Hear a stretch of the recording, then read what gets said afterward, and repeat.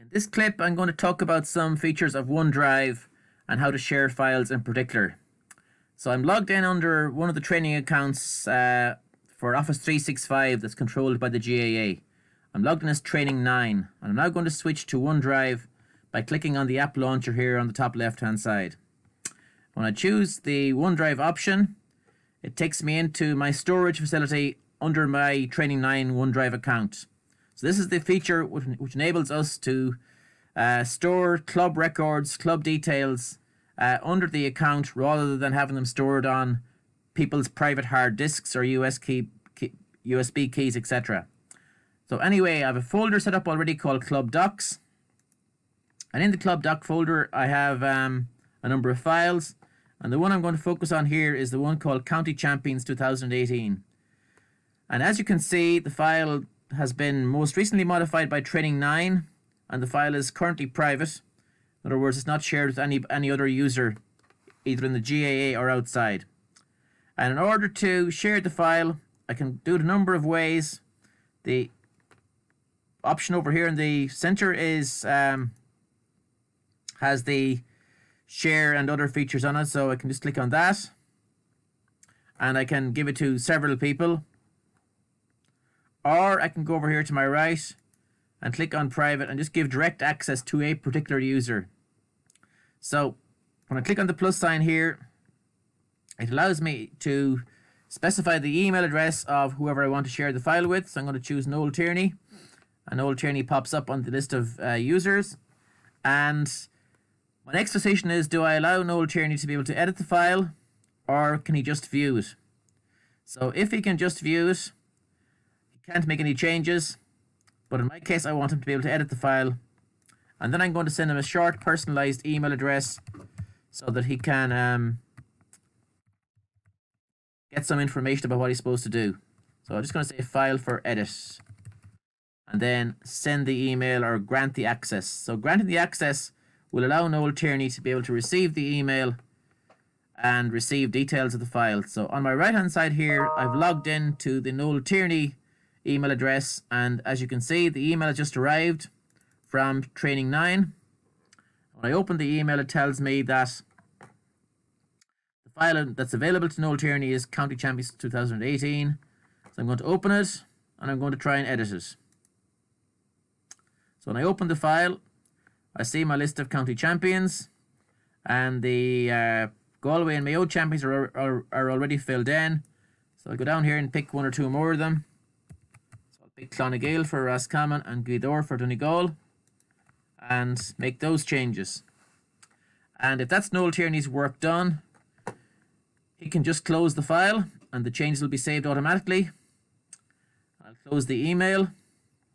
Then I'm going to go back to the Training 9 account. So I'm now looking at the file from the Training 9 perspective as opposed to the Noel Tierney perspective. And I can see two changes that were made in the last few minutes. One, that the file is shared, and two, that the person who's modified it or user who's modified it is the one called Noel Tierney. So if I double click on the file, what I'll see is that the changes made by Noel Tierney for the Roscommon and Donegal County Champions has been reflected in the file that the Training 9 account holder sees. So this facility allows us to share a file with one or more users. They can make changes to the file if we have them allow them the edit privilege, and then they will say the master user or the owner of the document, or in this case the Excel spreadsheet, Training 9, can view all the changes that have been made, and this allows him or her maybe do the club admin work a lot more efficiently than heretofore. So if I go now back to the folder view again, say that Noel Tierney no longer needs access to the file. So I can just again click on the sharing facility, and under the direct access label, I can see that Training 9 is the owner of the file, and that Noel Tierney has access, and that the access there is of edit level. That's the level of privilege he has. And I can just remove his privilege by stopping sharing. So I could actually change his privilege just viewing if I liked initially. And then Noel Tierney can only view the file. He can't make changes to it. So I'll actually demonstrate that. I'm going to flick over to the Noel Tierney, the email again that Noel Tierney got. And when he opens it this time, he can see that the changes he made last time, but what he's going to try and do now is make the changes for the Kilmacud and the Crossmaglen, who were the champions of Dublin and Armagh last year. And if I try to copy and paste them, the changes won't happen. I'm going to try and directly type them in. But as you can see, I'm not being allowed to type them in because the file is now only in read-only mode. So the change that Noel Tierney tried to make just now has been denied. And I'm going to close the Noel Tierney email again. Go back to the owner of the file, the Training 9 user, and under the shared option, check it again. So now it just tells me that Noel Tierney currently can view the file, can't change it. So now I'm going to do the final part of the demonstration by removing the sharing privilege. So Noel Tierney will no longer have access to that file. So for the last time, I'm going to go back to the email again, try to open it. The email opens, and now I'm going to try and open the file. But this time I'm told that I don't have access. So there we have an instance of where we've demonstrated how to share a file to a user to allow him or her edit it.